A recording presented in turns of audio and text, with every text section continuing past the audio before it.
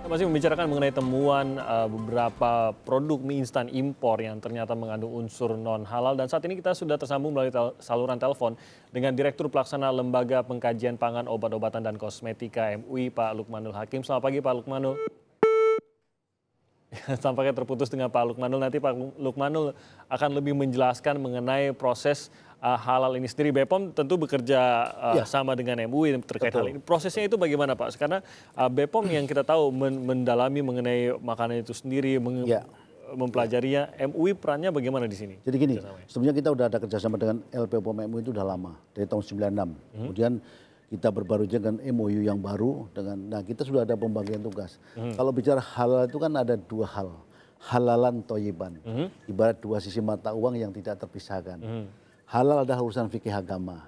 Nah yang toyib ini kan artinya kan baik, baik dari bahan bakunya, baik dari prosesnya, baik dari kebersihannya dan sebagainya. Itu terkait dengan GMP, Good Manufacturing Practices, itu yang urusannya Badan POM. Oke, jadi memang sudah ada bagi tugasnya di situ. Pendaftaran juga bahwa industri harus menerapkan cara produksi pangan olahan yang baik. Yang dengan sejauh apa juga BPOM di sini terlibat dalam itu tadi bagian halalnya itu sendiri? Apakah menerima langsung laporan dari MUI bahwa MUI sudah menyatakan halal sehingga inilah laporan atau ada lebih lanjut pengkajian sendiri dari BPOM? Itu adalah salah satu perjanjian kerjasama yang kita lakukan dengan LPPOM MUI. Ketika suatu produk pangan olahan akan mencantumkan logo halal di dalam labelnya, memang harus memberitahukan kepada Badan POM. Jadi atas pemberitaan itu boleh industri, tapi dengan catatan syaratnya harus sudah memperoleh sertifikat dari LPPOM MUI, sertifikat halal. Kenapa? Di dalam peraturan pemerintah nomor 69 ya kan tahun 99 di pasal 11 disebutkan di dalam penjelasan bahwa logo halal adalah merupakan bagian tak terpisahkan dari label, di mana label selama ini kan yang mengawasi memang Badan POM, dari pre-marketnya maupun post-marketnya. Jadi itulah keterlibatan selain yang terkait dengan toyib tadi, yang terkait dengan GMP, juga terkait dengan masalah yang izin cantum halal. Jadi yang mengeluarkan logo halal atau label halal itu sendiri, itu tetap BPOM gitu ya? Iya, kalau mereka suatu industri akan mencantumkan logo halal di labelnya harus memberitahukan. Tapi yang mendalaminya dari LPPOM yang mengeluarkan MUI begitu. Sertifikatnya adalah MUI. Oh, sertifikatnya tetap dari LPPOM MUI. Makanya syaratnya harus perusahaan yang bersangkutan sudah memperoleh sertifikat. Khusus makanan impor, apakah semua makanan impor itu harus mendapatkan label halal? Ya tergantung. Kalau yang sekarang ini yang existing kan masih voluntary kan.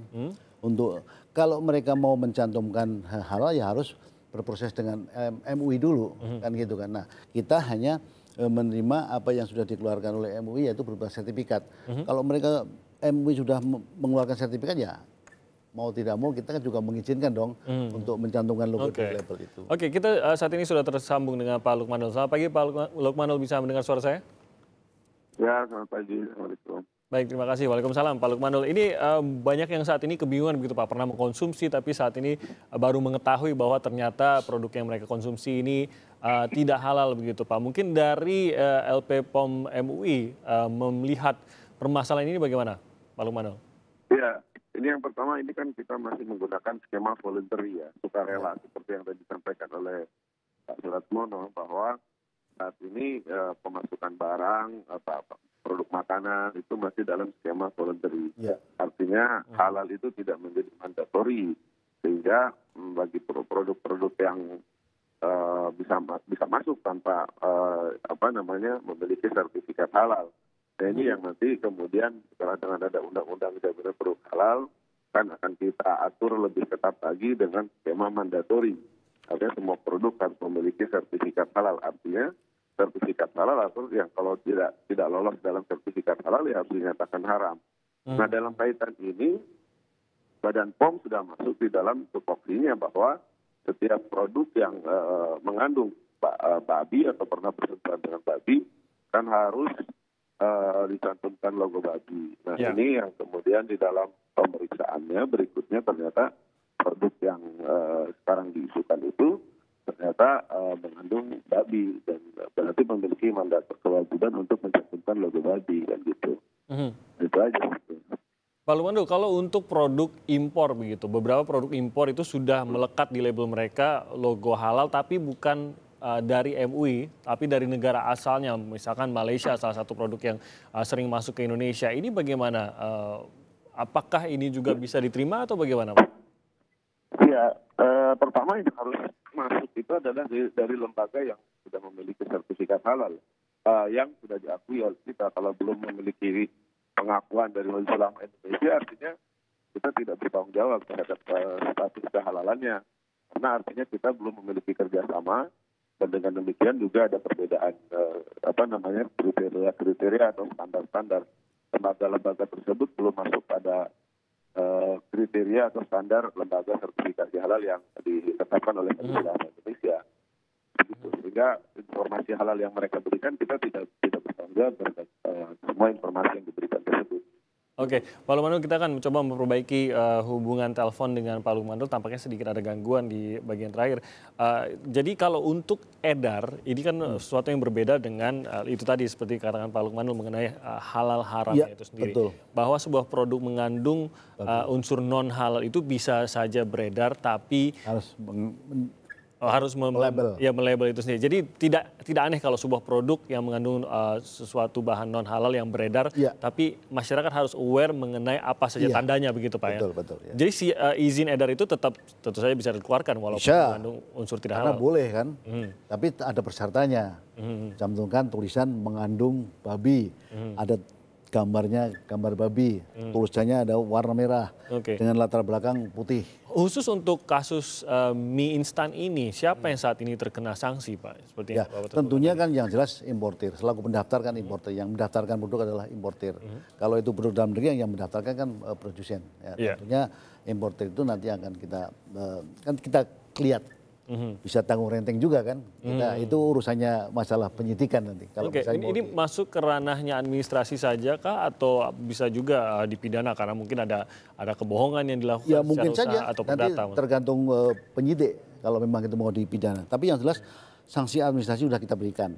Karena kalau kita mau ajukan ke pengadilan kan harus memenuhi dua alat bukti kan. Kemudian dua alat bukti itu pun harus memenuhi unsur yang formil dan material gitu.